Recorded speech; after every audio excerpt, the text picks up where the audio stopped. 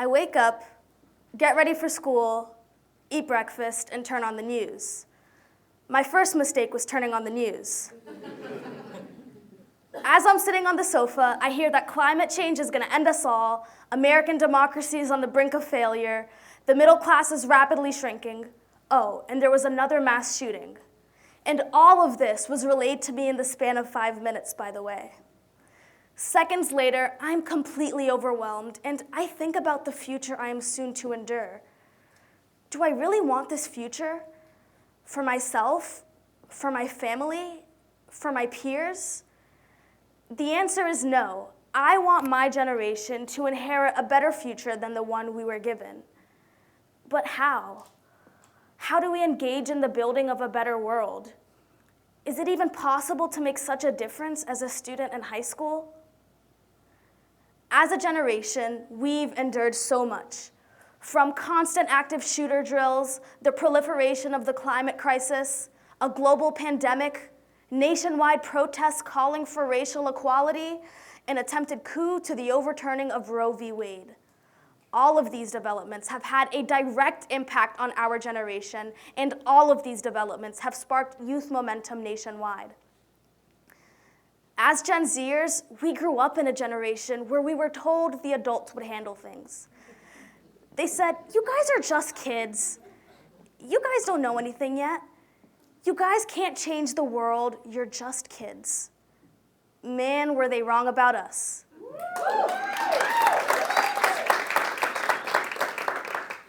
After feeling constantly let down by those who were supposed to be the leaders in my community, a passion for seeking change was instilled within me. I took this passion, molded it into something meaningful, and worked to make a difference in my community. But doing so was never easy. I come from Long Island, New York. Long Island is one of the most racially segregated regions in the entire country. And racial segregation on Long Island creates disparities in regards to the attainment of resources and opportunities. I didn't want this to be the reality for communities on Long Island. Instead, I wanted to be a part of a movement that encouraged unity and love instead of greed and hate.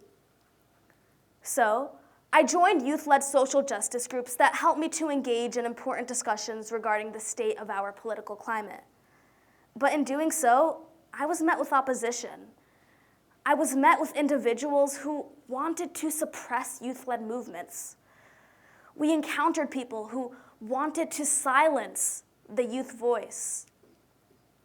As divided as Long Island is, I'm proof that youth can unite for a common good.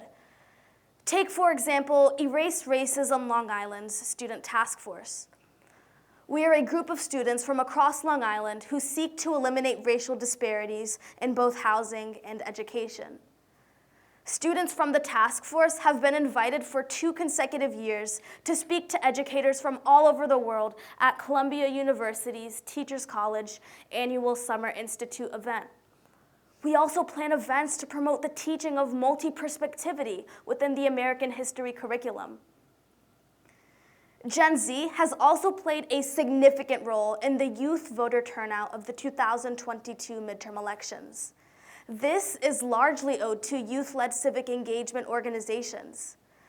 The 2022 midterm elections had the second highest youth voter turnout rate in the past 30 years, sitting at just about 27%.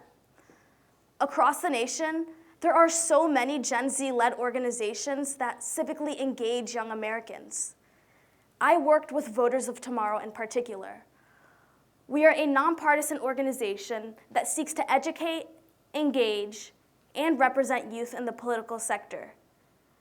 Our organization has registered thousands of new voters, and we mobilized youth across the nation.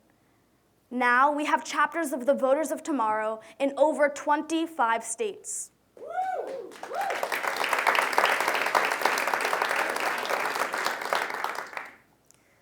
But how do we navigate through the chaos of our current political climate as youth leaders?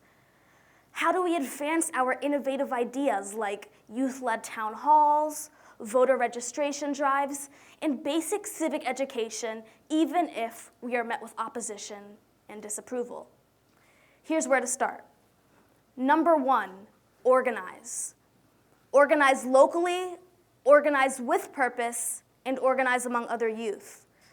You'd be surprised at how many young people are also very passionate about these popular social, political, and economic issues that our country deals with. However, I find that youth often struggle to find a platform that allows them to pursue these interests.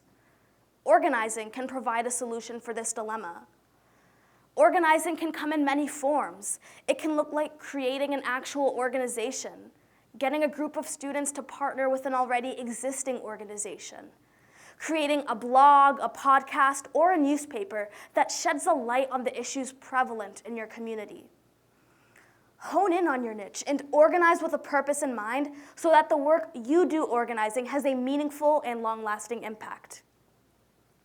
Building a coalition of like-minded young people allows us as youth to have a platform to engage in these important discussions. Doing so is important because it helps us to turn our passion into action. It is crucial to have platforms that are built by youth and led by youth because we reflect the ideas of the emerging generation. The next thing we need to do is to always be present and open to hearing new ideas. In a system of disorder, there are usually multiple different parties with very strong varying opinions. Trying to navigate through this kind of environment is difficult. It means learning how to engage in conversations with multiple different viewpoints, reaching compromise, working through distress, and connecting with communities. You can remain loyal to a moral code while simultaneously taking into consideration other viewpoints. Working through opposing viewpoints is our greatest strength because it allows us to prioritize an agenda of integrity above all else. And finally, it isn't always about the outcome, but it's always about the impact. There have been many times where my peers and I did not get the results that we fought so hard for. We've lost elections where we've poured our hearts and souls into the campaigns. We've also had situations where we advocated against a piece of legislation, but it passed anyway. However, the impact we leave is long-lasting, and it serves to inspire the next generation.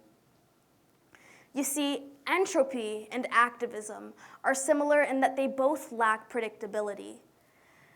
The sad reality is that when we fight for change, when we fight for our communities, we don't always get the desired outcome, even if the desired outcome is the moral and just thing. As young people, it's easy to get discouraged by a lack of results. As a campaign organizer, I've lost more elections than I've won. These losses have devastated Gen Z New Yorkers, but we don't just quit. We keep fighting. We continue to unite for a common purpose. We continue to advocate for what is right, even if we don't get what we want the first try, or the second try, or even the third try. As youth, we need to remain energized, engaged, and passionate about the issues that impact our communities.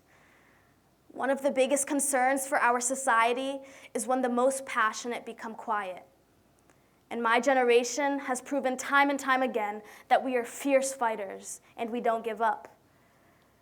For these reasons, I'm hopeful for the future, regardless of the obstacles that Generation Z faces.